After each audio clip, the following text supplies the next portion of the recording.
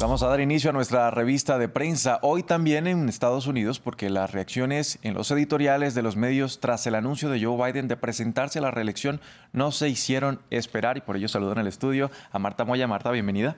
Buenos días, Andrés. Marta, iniciamos con lo que dice el Washington Post. Sí, Andrés, vamos a destacar el editorial del Washington Post que titula Biden tiene razón, todavía estamos peleando una batalla por el alma de Estados Unidos. Dice que Biden, cuando se presentó en 2020, hizo esta alusión a que estaban librando una batalla por el alma de Estados Unidos y que esta sigue vigente. Según este editorial del Washington Post, las elecciones de 2024 se van a leer en clave de referendo sobre quiénes son y quiénes quieren ser los estadounidenses. Dice textualmente el editorial, el presidente Biden ha logrado mucho, pero derrotar a Trump fue el logro que definió y marcó el rumbo de su presidencia. Además, Biden tiene que demostrar, dice este editorial, que es el antídoto contra el extremismo y tiene que defender sus logros bipartidistas, algo que ahora está difícil cuando los republicanos tienen el control de la Cámara de Representantes. Y además, dice este editorial, tiene que aprovechar su posición en la Casa Blanca para ser líder también en política exterior. Marta, también hubo reacciones desde el Washington Times. El Washington Times dice, por otra parte, otro editorial que titula Di que no es así, Joe. Textualmente dice, a una edad a la que la mayoría de los políticos estadounidenses viven cómodamente la jubilación, Biden, de 80 años, está listo para pugnar por 4 años más en la Casa Blanca.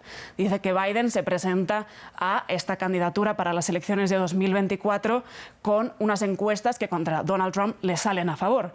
Textualmente, nos educaron para creer que el servicio público es una vocación noble y con las encuestas a favor parece empañar un poco esa idea.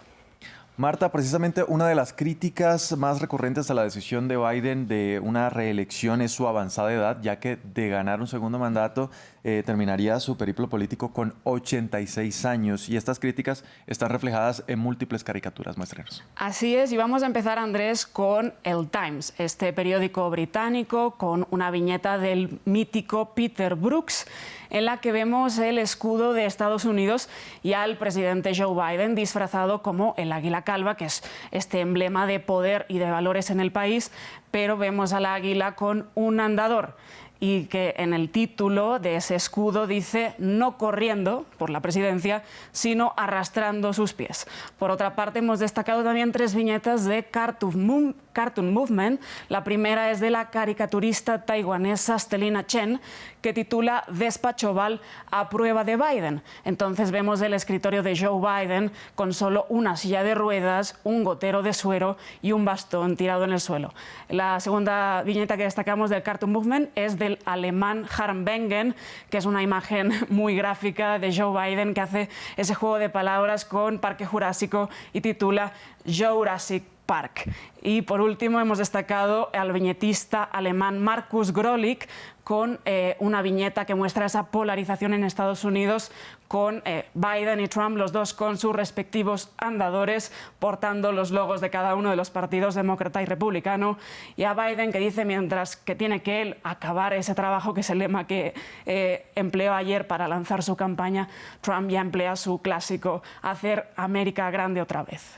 Un tema que ha dado espacio para el humor, Marta, y no solo en la prensa gráfica, sino que ayer el Partido Republicano tampoco se quiso quedar atrás y criticó a Biden y lo atacó utilizando la inteligencia artificial. ¿Cómo es eso? Cuéntenos. Sí, Andrés, no se quisieron quedar atrás con las críticas a Biden tras el anuncio a la candidatura de la reelección y emplearon un vídeo con inteligencia artificial en el que decían escenarios hipotéticos que pueden pasar si Biden gana textualmente el presidente más débil de nuestra historia. Y se imaginan escenarios como la invasión china a Taiwán, la bancarrota económica, el descontrol fronterizo o la violencia descontrolada en el país. Veamos este vídeo de los republicanos. For Joe Biden. This morning, an emboldened China invades Taiwan. Financial markets are in free fall as 500 regional banks have shuttered their doors. Border agents were overrun by a surge of 80,000 illegals yesterday evening. Officials closed the city of San Francisco this morning, citing the escalating crime and fentanyl crisis. Who's in charge here? It feels like the train is coming off the tracks. Bueno, Marta, un estilo muy particular del Partido Republicano, pero también que resulta polémico, ya que la inteligencia artificial ha generado mucha desinformación y sobre todo en este contexto de cara a unas elecciones presidenciales Así es, Andrés. en Estados Unidos. Bien, Marta, vamos a cambiar de tema porque tras la conclusión de la cumbre sobre Venezuela ayer en Bogotá, los medios hacen su análisis sobre conclusiones de este encuentro. Empezamos entonces con lo que dice Voice of America. Sí, Andrés, el Voice of America hace una especie de análisis con expertos que resumen un poco las conclusiones de esta cumbre internacional celebrada ayer en la ciudad de Bogotá. Las conclusiones que destaca el canciller colombiano Álvaro Leiva son, primero, la celebración de elecciones; segundo, los pasos acordados tienen que ir de la mano del levantamiento de las sanciones; y tres, la retoma de los diálogos en México entre el gobierno y la oposición. También dice este análisis que lo que deja la cumbre es devolver a Venezuela a la primera línea de las prioridades regionales respecto a las sanciones. Dice que Estados Unidos tiene que ver que Venezuela celebra elecciones y Venezuela tiene que ver que Estados Unidos levanta las sanciones. Por lo tanto, alguien va a tener que ceder. El proceso, todo este, se puede ver empañado, primero, por la fragmentación de la oposición, por las elecciones presidenciales en Estados Unidos y también por la complicación de los diálogos entre gobierno y oposición. Vamos a ver qué dicen entonces fuera del continente. El diario El País, por ejemplo. El diario El País titula que la cumbre celebrada en Bogotá tenía muchas expectativas, pero escasos resultados.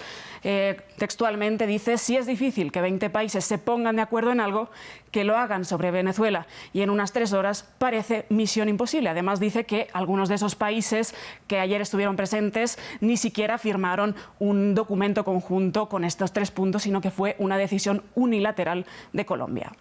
Marta, y vamos a cerrar hoy con Al Jazeera porque recoge las conclusiones de un estudio que destaca que la Unión Europea debería proteger más la libertad de prensa ante los crecientes silenciamientos a periodistas. Sí, Andrés, y nos referimos a un estudio del Comité para la Protección de Periodistas que dice que aunque la Unión Europea ha apoyado las leyes de la libertad de prensa a lo largo de los años, el progreso en la búsqueda de las soluciones sostenibles ha sido lento. 10 países de la Unión Europea están a la cabeza de la libertad de prensa, pero el entorno se ha hecho más hostil en los últimos años.